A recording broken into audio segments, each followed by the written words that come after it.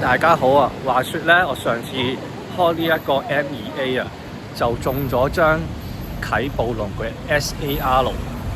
咁所以咧今日咧就出嚟旺角，打算就拎張卡去鑑定啊。咁咧我喺鑑定之前咧都做咗少少功課先嘅，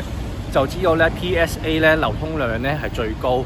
咁所以咧今次咧就係會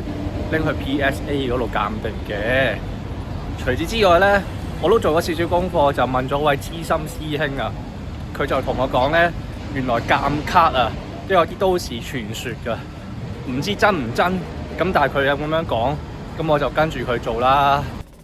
我翻到屋企啦，咁咧今日咧就去咗鑑定嗰張啟暴龍 SAR 啦，咁咧我就係行咗最平嗰個 plan 嘅，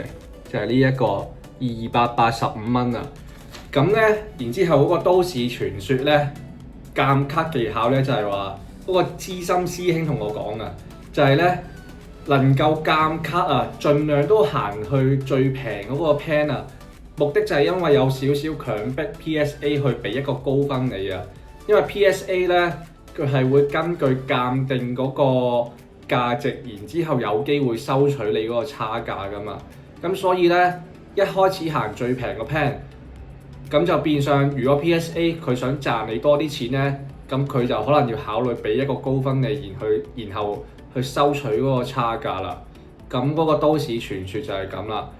咁咧係唔係真咧？我唔知，反正咧我就跟咗個師兄嘅建議啦。咁咧個結果最終會係點咧？鋪頭回覆我就係話嗰個鑑卡翻嚟可能要半年之後，咁我就半年之後再拍條片話翻俾大家知啦。拜拜。